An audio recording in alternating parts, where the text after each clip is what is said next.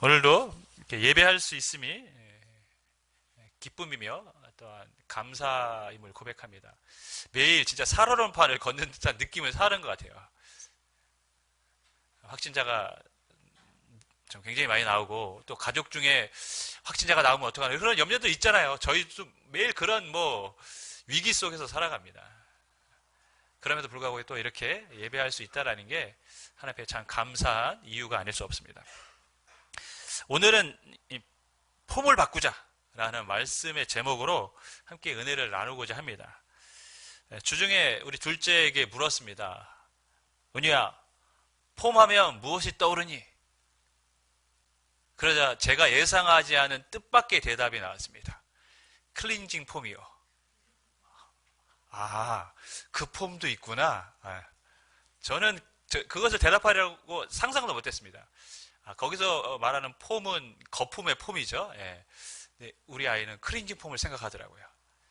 오늘 나누려고 하는 폼은 그 거품의 폼이 아니라 어떠한 행동을 할 때 사람이 취하는 모양이라는 의미의 폼입니다. 예를 들면 새 옷을 입으면 사람들이 뭐라고 칭찬합니까? 폼난다. 그렇게 칭찬하죠. 또 어떤 선수나 아니면 어떤 운동을 할 때 스윙이 좋거나 어떤 자세가 좋으면 너 참 폼이 좋다 이렇게 얘기를 하는데 우리는 오늘 그 폼을 나누고자 합니다. 근데 이 폼은 좀 넓은 의미로 해석이 될 수도 있어요. 이 넓은 의미로 해석하면 그것이 무엇이 되냐면 우리가 일상을 살아가는 삶의 모양, 태도가 됩니다. 여러분, 사람마다 매일매일 살아가는 패턴이 있어요. 그죠? 다 패턴들이 있습니다. 직장인들은 아침에 일어나서 씻고 밥 먹고 바쁘면 밥도 안 먹기도 하지만 출근합니다. 출근하면 회사에서 직장생활 하다가 집에 돌아옵니다. 돌아오면 또 가족들과 시간 보내다가 또 시간 되면 또 잡니다. 이러한 패턴이 있어요. 또 직장에서의 시간도 거의 정해진 모습대로 살아가요. 대부분이 그렇습니다. 특별한 일이 아니면 정해진 모습대로 직장 생활을 합니다. 그러면 뭡니까? 우리의 매일은 매일 정해진 패턴, 모습대로 살고 있다는 것이죠. 즉 매일에 뭐가 있습니까? 우리만의 살아가는 폼이 있는 거예요. 오늘 나누고자 하는 폼은 바로 이 폼입니다. 폼의 중요성은 아무리 강조해도 지나치지 않죠. 근데 오늘 이 부분에 대해서 제사장 의복에 관한 말씀인데 이 의복에 관한 말씀을 통해서 우리가 가져야 될 폼이 무엇인지에 대해서 함께 나누고자 합니다. 하나님께서는 모세에게 제사장들이 입을 옷을 따로 제작하라고 하셨습니다. 그리고 이 제사장 옷에는 제사장이 반드시 기억해야 될 내용들을 다 옷에다 하나님 표시해 주셨어요. 제사장 옷에는 굉장히 중요한 메시지를 담고 있다는 것이죠. 세 가지 메시지가 있는데요. 첫째는 대제사장의 직분은 영광과 권위가 있다는 것을 알려줍니다. 그림 한번 보여주시겠습니까? 예. 잘 보이시지는 않겠지만 이 제사장의 이 겉에 이렇게 약간 여러 가지 색으로 되어 있는 옷이 뭐냐면 에봇이라는 옷입니다. 이 에봇은 뭘로 짜냐면 금실이 들어가요. 일단 금을 실로 만들어서 짠 거예요. 그리고 거기에 청색, 자색, 홍색, 가늘게 한 꽃 배실글로 이렇게 짭니다. 그러니까 굉장히 화려할 수밖에 없어요. 그리고 따로 이렇게 그림되어 있는 거 있죠. 그게 이제 흉패라는 건데 그 흉패에는 12개의 보석이 박혀 있어요. 가슴에. 옷도 금이 포함되어 있는데 이 흉패에도 보석이 12개 있습니다. 그리고 어깨 위에도 보석이 2개 딱 박혀 있어요. 한쪽 어깨에 하나씩. 그러니까 옷을 보면 어떤 느낌이 듭니까, 여러분? 굉장히 휘황찬란합니다. 화려합니다. 딱 보기에도 굉장히 고가의 옷이 될 것 같습니다. 왜 이렇게 대제사장의 옷을 화려하고 빛나도록 만들게 하셨을까요? 그것은 대제사장이 가진 직분이 굉장히 영광스러운 직분이라는 것을 옷을 통해서 알게 주시는 겁니다. 네가 받은 직분은 영광스러운 직분이라는 것이죠. 수백만의 이스라엘 백성들 출애굽했을 때 장정만 60명이 넘었으니까요. 아이들 여자들까지 합치면 수백만인데 그 수백만의 사람 중에 단 한 명만 이 옷을 입을 수가 있습니다. 제사장의 옷. 화면 이제 바꿔주셔도 될 것 같아요. 한 명만 옷을 입어요. 얼마나 영광스럽습니까? 여러분, 저 옷을 딱 입고 나갈 때마다, 설 때마다 어떤 느낌이 듭니까? 나는 하나님이 특별히 세우신 사람이다라는 것을 느끼는 것이죠. 하나님이 내게 영광스러운 직책을 주셨다. 또한 그것을 보는 백성들에게는 무엇을 느끼게 합니까? 하나님이 세우신 특별한 사람이기 때문에 그의 권위를 존중해야 된다는 것을 느끼게 해줍니다. 옛날 우리 고대 왕들도 왕의 복장들은 다 화려하잖아요. 왜 그렇게 했을까요? 그의 권위를 상징하는 것이기 때문에 그렇습니다.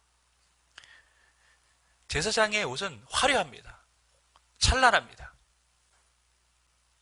그의 직분이 영광스럽고 그의 권위에 사람들은 따라야 한다는 것을 그 옷을 통해서 메시지를 전하고 있기 때문입니다. 두 번째, 대제사장의 옷에는 책임이 있음을 알려줍니다. 12절을 보면, 우리가 읽지는 않았지만 오늘 본문 12절을 보면 그 두 보석을 에봇의 두 어깨바지에 붙여 이스라엘의 아들들의 기념 보석을 삼때 아론이 여호와 앞에서 그들의 이름을 그 두 어깨에 메워서 기념이 되게 할지며. 그러니까 에봇이라는 옷 위에도 보석이 두 개가 딱 박혀 있습니다. 근데 이 보석, 한쪽 보석에는 6지파의 이름들이 새겨져 있어요. 또 이쪽 지파에도 6지파의 이름이 새겨져 있습니다. 그러니까 12지파의 이름을 뭐합니까? 보석 위에 딱 새겨서 어깨에 둔 것입니다. 대제사장이 하는 일이 무엇이죠, 여러분? 온 백성의 죄를 가지고 지성소로 나아가 그 백성들의 죄를 속죄받는 일을 하는 것이 대제사장이 해야 될 가장 중요한 일입니다. 그러니까 대제사장은 온 백성, 12지파의 모든 죄를 가지고 하나님 앞에 나아가는 사람입니다. 그의 어깨에 누가 있습니까? 이스라엘의 12지파가 있는 것입니다. 대제사장을 통하지 않고는 이스라엘의 12지파의 죄는 속죄를 받을 수 없습니다.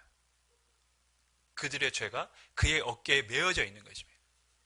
하나님은 이 보석을 통해서, 옷을 통해서 화려함만, 영광스러움만 나타낸 것이 아니라 네가 그렇게 책임 있는 존재라는 것도 이 옷에다가 암시를 해주신 것이죠. 보여주신 것이죠. 너는 책임 있는 존재라는 것입니다. 너희 어깨에 12지파가 달려있다. 그래서 어떻게 해야 됩니까? 세 번째, 그가 어떻게 살아야 하는지 삶에 대한 태도도 알려주셨습니다. 36절, 37절을 보면 너는 순금으로 패를 만들어 도장을 새기는 법으로 그 위에 새기되 여호와께 성결이라고 하고 그 패를 청색끈으로 관 위에 매되 곧 관 전면에 있게 하라. 순금으로 패를 만들었어요. 패를 만들고 도장 새기듯이 거기다 아주 지워지지 않게 새겼습니다. 뭐라고 새겼습니까? 여호와께 성결. 여호와께 성결이라고 새겼는데 대제사장이 약간 모자 같은 걸 썼는데 그 관에 끈으로 이마에 딱 보이게 하라는 것이죠. 그러니까 제사장은 쓰면 이마에 순금으로 된 뭐가 있습니까? 글이 새겨져 있어요. 여호와께 성결. 책임 있는 존재입니다. 영광스러운 직분을 받았지만 책임이 있습니다. 그래서 어떻게 해야 됩니까? 그는 온 백성의 죄를 가지고 나아가야 되는 제사장이기 때문에 여호와께 성결한 삶을 살아야 한다라는 삶의 모습을, 삶의 방향을 이 의복을 통해서 하나님이 다 알려주신 것입니다. 여러분 상상을 좀 해보시면 굉장히 부담스러운 그 옷입니다. 저의 이마에 순금으로 된 목사, 이렇게 패가 있다면 길거리 다니면서 얼마나 부담스럽겠습니까? 여러분의 이마에 보석으로 된 여러분의 집사, 권사, 뭐 이런 패가 붙어 있다면 여러분 어떻게 될까요? 참 뭐 말 하나 한마디 하기가, 행동 하나하나가 굉장히 부담스러울 것입니다. 하나님은 대제사장에게 너는 영광스러운 직분을 받았고 너에게는 12지파의 죄가 짊어져 있고 그렇기 때문에 너는 성결해야 한다라는 것을 옷을 통해서 가르쳐주고 계셨던 것이죠. 대제사장이 입는 특별한 옷이 있었습니다. 지금의 성도들에게 대제사장 옷은 어떤 연관이 있을까요?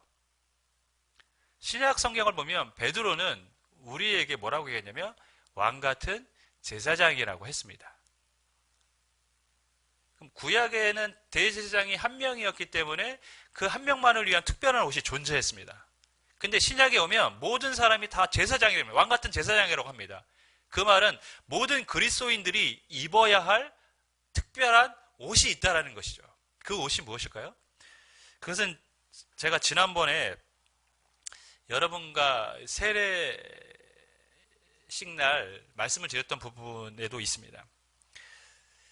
갈라디아서 3장 27절을 보면 누구든지 그리스도와 합하기 위하여 세례를 받은 자는 그리스도의 옷을 입었느니라 이렇게 기록합니다. 그리스도인들은 성도는 누구의 옷을 입어야 됩니까? 그리스도의 옷을 입습니다. 근데 그 그리스도의 옷은 무엇으로 입습니까? 세례를 통해서 입는 것입니다. 여러분, 우리가 가끔 성경학교 하면 성경학교 티셔츠를 입습니다. 그러니까 성경학교 내내 성경을 거의 티셔츠 입고 다니죠. 그거가 성도가 입어야 될 옷일까요? 아니면 우리 스스로 뭐 어떤 내가 성도라는 것을 보여주기 위한 특별한 옷을 제작해서 입고 다녀야 될까요?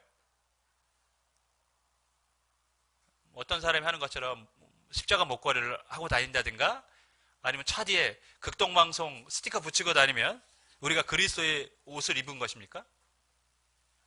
그것이 아닙니다. 실은 그리스도의 옷을 입는 길은 하나밖에 없어요. 세례를 통하는 것입니다. 세례를 통해서 그리스도와 연합되는 것이 그리스도의 옷을 입는 것입니다. 근데 그 옷은 대제사장이 입었던 옷과 같이 너무나 영광스러운 옷인 줄 믿습니다. 여러분, 우리가 하나님의 자녀가 되었습니다. 그리스도와 연합이 되었습니다. 세상 그 어떤 것과도 비교할 수 없는 하나님이 주신 선물인 줄 저는 믿습니다. 할렐루야. 우리가 그 영광스러운 옷을 입은 사람들입니다. 그런데 그 영광스러운 옷을 입었기 때문에 우리에게는 무엇이 있습니까? 또한 책임도 있는 거예요. 우리가 세례식 때 다 선서를 하잖아요. 그죠? 서약을 합니다. 하나님 앞에서 이렇게 살겠습니까? 네. 하고 다 서약을 합니다. 그 서약이 갖고 있는 의미가 무엇이죠? 그 서약이 내가 이렇게 하나님의 자녀로 이제 책임있게 살아가겠습니다 라는 서약인 거예요. 우리가 그리스도인이 되었다는 것은 영광스러운 일인데 그 영광스러운 그 일 안에는 무엇이 담겨져 있냐면 내가 그리스도인으로서 살아가야 될 책임도 함께 갖고 있다는 것이죠. 그렇기 때문에 그리스도인의 삶은 다른 사람들과 삶과 어떻게 해야 됩니까? 달라야 한다는 것이죠. 일반 사람들도 다 자신들이 살아가는 삶의 모습 패턴이 있어요. 제가 그걸 삶의 폼이라고 아까 했습니다. 그리스도인들도 마찬가지입니다, 여러분. 그리스도인도 그리스도인다운 옷을 입어야 되고 그리스도인다운 삶의 패턴이 있어야 된다. 즉 그리스도인다운 폼이 있어야 된다는 것이죠. 그 폼을 바꿔야 됩니다, 이제. 폼이 굉장히 중요합니다, 여러분. 운동선수들이 이렇게 경기력이 좋으면, 뭔가 성적이 좋으면 어떤 표현을 쓰냐면, 저 선수가 요즘 폼이 좋습니다. 이런 표현을 씁니다. 폼과 그 사람의 경기력을 일치시켰어요. 왜냐하면 폼이라는 게 경기력에 영향을 주거든요. 좋은 폼을 가진 사람이 좋은 결과를 내게 돼 있습니다. 운동하시는 분들은 알아요. 폼이 나쁜 사람은 아무리 해도 좋은 결과가 나오지 않습니다. 요즘을 플랫폼 전쟁 시대라고 합니다. 들어보셨습니까? 플랫폼. 원래 이 플랫폼은 전철이나 기차가 들어오면 사람들이 타는 승강장, 평평하게 된 사람이 타는 곳이라고 해서 이제 플랫폼이라고 했는데 요즘은 이 플랫폼을 컴퓨터 프로그램이나 모바일 웹사이트 등을 다 통칭하는 그런 단어로 플랫폼이라고 사용합니다. 그리고 구글, 뭐 아마존, 다음, 네이버 이런 것들을 이제 플랫폼 기업들이라고 하죠. 근데 지금 플랫폼 전쟁 시대입니다, 여러분. 누가 이 플랫폼을 장악하느냐에 따라서 모든 것을 다 독식을 합니다. 처음에 수많은 인터넷 검색 사이트들이 등장했습니다. 근데 지금은 구글이 플랫폼 전쟁에서 승리했습니다. 동영상 유튜브 보는 것도 처음에 여러 개가 있었는데 지금은 유튜브가 플랫폼을 장악을 해버렸습니다. SNS 시장에서는 우리가 잘 아는 뭐죠? 페이스북이 장악을 했습니다. 또 우리나라 메신저 시장에서는 누가 장악을 했습니까? 카카오톡이 장악을 해버렸습니다. 이 카카오톡이 장하고 모든 시장을 다 독식해버렸어요. 구글, 페이스북, 유튜브, 아마존 다 세계적인 기업입니다. 카카오톡은 단번에 카카오톡 그 의장 김범수 씨가 우리나라 최고 갑부가 됐습니다. 삼성그룹 회장이 우리나라 최고 갑부가 아니에요. 지금 카카오 의장 김범수 씨가 최고 갑부입니다. 좋은 플랫폼을 하나 만들었는데 그 플랫폼에 사람들이 몰려들었고 그것을 통해서 엄청난 부가 들어왔습니다. 폼이 중요하다고 말하고 싶은 것입니다. 여러분. 폼이 중요합니다. 좋은 폼이 중요한 것입니다. 개인의 삶에도 마찬가지입니다. 좋은 폼이 중요합니다. 우리가 잘 아는 이승엽 선수는 프로야구의 굉장히 레전드죠. 이 선수는 은퇴할 때까지 굉장히 훌륭한 성적을 남겼어요. 근데도 끊임없이 그는 마지막 때도 스윙폼을 하고 그의 손은 늘 굳은 살이 배겨 있었습니다. 왜 그렇게 스윙 연습을 했을까요? 왜 그렇게 폼을 유지하려고 했을까요? 그것이 그의 성적과 직결되기 때문에 그렇습니다. 여러분, 운동선수가요, 유니폼을 입다고 다 성공을 보장하지 않습니다. 운동선수들은 그러니까 자기가 이제 어떤 유니폼을 입었느냐에 따라서 매일의 루틴이 있어요. 뭐 투수는 투수로서의 루틴이 있고, 타자는 타자로서의 루틴이 있고, 뭐 배드민턴 선수는 배드민턴 선수로서, 탁구 선수는 탁구 선수로서의 그 삶의 루틴이 있어요. 패턴이 있습니다. 일어나서 무엇을 먹고 근육 훈련을 어떻게 하고 운동에 따라서 어떤 종목이냐에 따라서 그 근육을 훈련하는 것도 다릅니다, 여러분. 그리고 하는 운동의 방법도 다른 거죠. 그런 루틴을 갖고 살아요. 그리고 먹는 것도 하나하나 조절을 합니다. 그러니까 일어나면서부터 먹는 거에서 이르기까지 매일 하나 그들은 정해진 패턴을 갖고 살아갑니다. 왜 그렇게 살아갈까요? 좀 더 나은 폼을 유지하기 위해서, 좀 더 나은 경기력을 유지하기 위해서. 그렇게 좋은 루틴을 갖고 폼을 갖고 살아가는 사람이 결국 훌륭한 선수가 되는 것입니다. 제가 최근에 느낀 게 있어요. 그게 뭐냐면 결국 폼 좋은 사람이 성공한다는 것입니다. 운동선수에 국한된 이야기가 아닙니다. 아까 제가 플랫폼 기업들에 대해서 말한 것처럼 좋은 폼을 가지면 성공하는 거예요. 우리의 삶도 아까 어떤 면에서 보면 다 각자의 폼을 갖고 살아가는 것입니다. 나만의 폼이 있어요. 그죠? 나만의 삶을 살아가는 하루하루의 폼이 있어요. 근데 그 폼이 나쁘면 결코 성공할 수 없습니다. 좋은 인생을 살 수가 없습니다. 우리가 보다 나은 삶을 살기 위해서는 결국엔 어떤 폼을 가져야 됩니까? 좋은 폼을 가져야 됩니다. 특별히 그리스도인으로서 그리스도인다운 성공적인 우리가 신앙생활을 하기 위해서는 우리 안에 나만의 그리스도인다운 폼을 갖추어야 됩니다. 여러분 한번 돌아보십시오. 여러분의 매일의 폼, 모습은 어떻습니까? 일반인과 다르지 않다면 우리는 그리스도인으로서는 성공할 수 없는 폼을 지금 갖고 살아가는 것입니다. 그렇지 않습니까? 나는 일반인과 같은 모습으로 살아가고 있어요. 근데 그 사람은 결코 그 수준을 뛰어넘을 수가 없어요.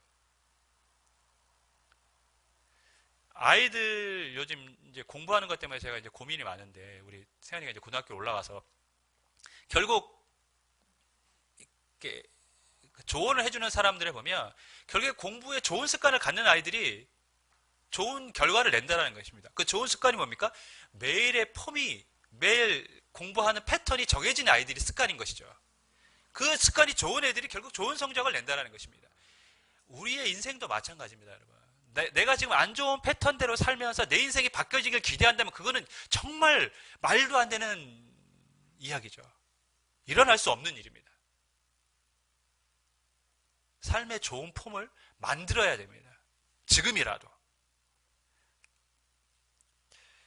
우리가 말씀과 기도에 규칙적인 체계화된 삶의 모습이 있어야 됩니다. 우리가 뭔가 계획을 가지고 경건 생활을 하고 주님이 주신 사명을 위해서 하나하나 뭔가를 계획하면서 살지 않으면 그냥 이도 저도 되지 않는 신앙생활을 하다가 하나님 앞에 가게 되는 것이죠. 폼을 이제 바꿔야 됩니다. 오늘 본문을 통해서 전하고 싶은 메시지는 이것입니다. 폼을 바꿔야 행복하다는 것이죠. 행복을 위해서 우리는 폼을 바꿔야 됩니다. 제가 지금 계속 행복해야 된다라고 말씀을 드리고 있습니다. 행복은 여러분 거저 누가 주는 게 아니라 행복은 어떤 면에서 보면 우리가 만들어가는 것이기도 합니다. 제가 탁구를 좋아하고 다른 운동을 잘 못해서 탁구에 대해서 설명을 드리면 스윙폼이 안 좋은 사람들이 있어요. 탁구장 가면 매일 정말 하루 종일 연습하고 치는 분들이 계셨는데 스윙폼이 안 좋은 사람은 안 늘어요. 10년이 돼도 15년이 돼도 맨날 그 모습입니다. 그게 희한해요. 폼이 변하기가 쉽지가 않습니다, 여러분. 한번 고정된 폼은 잘 안 변해요. 그러니까 지금 제가 여러분에게 말씀드리고 싶은 건 뭐냐면 여러분이 지금 폼을 바꾸고 싶어도 폼을 바꾸기가 쉽지가 않다는 거예요. 왜냐하면 우리 안에는 이미 우리만의 폼이 살아가는 삶의 패턴이 배어 있기 때문에 바꾸기가 쉽지가 않습니다. 여러분, 폼을 바꿔야 됩니다. 노력을 해야 됩니다. 바울이 지난주에 나는 어떤 상황에서든지 기쁘다라는 표현을 했습니다. 바울은 상황을 뛰어넘는 기쁨이 있었어요. 그 기쁨의 비결 중에 하나가 나는 자족하다. 어떤 상황에서든지 자족하다. 만족하면서 살아간다라고 했습니다.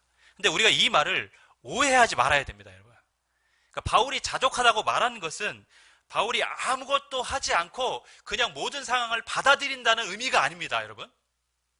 아무것도 하지 않고 받아들이면 그것은 체념이고 포기입니다. 그건 자족이 아니에요.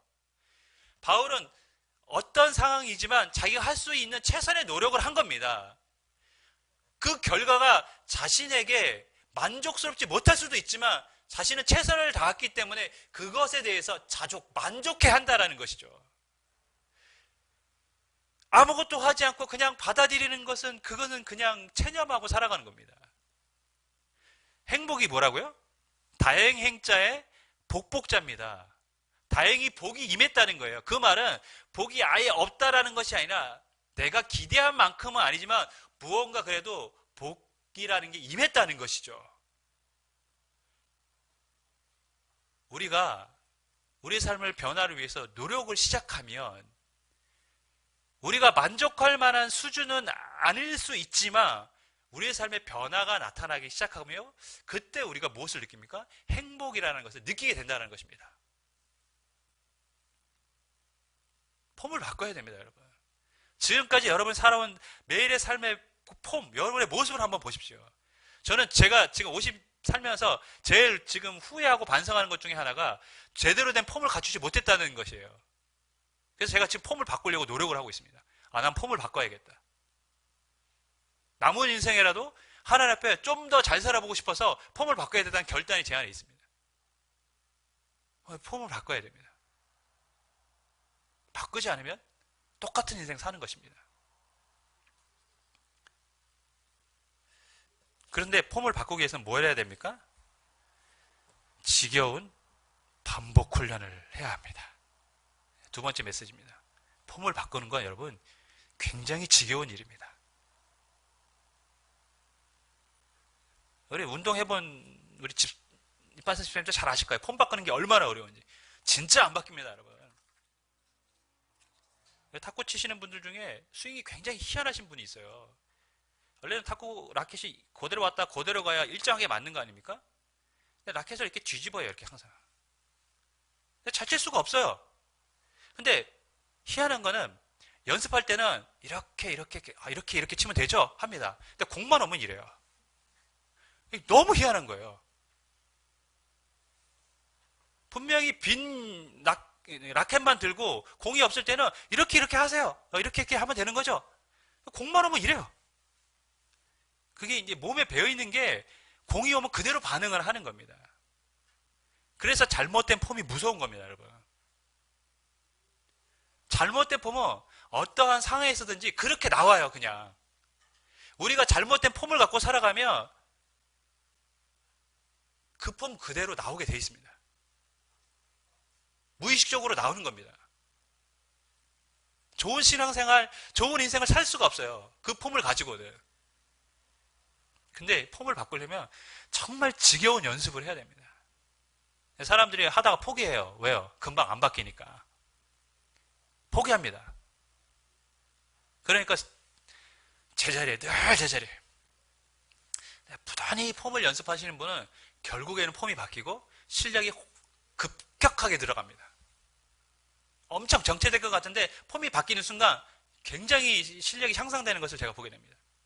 여러분, 우리의 인생도 그런 것입니다.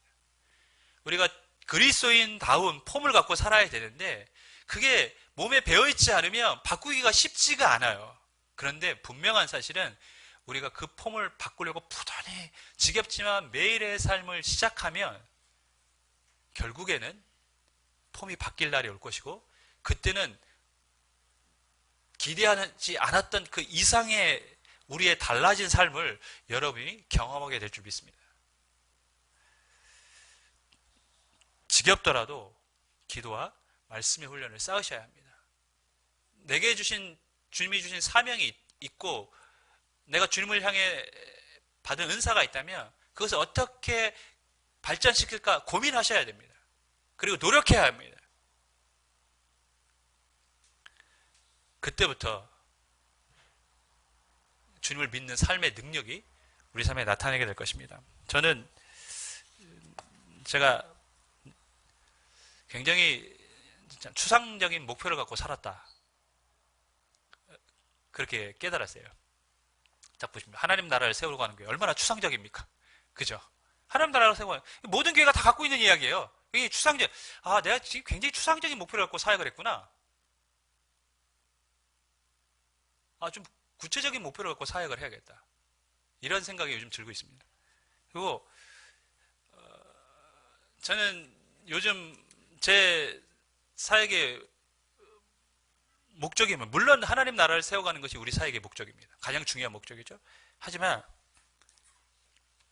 저는 행복한 교회를 만드는 것이 제 사역의 목적이기도 합니다.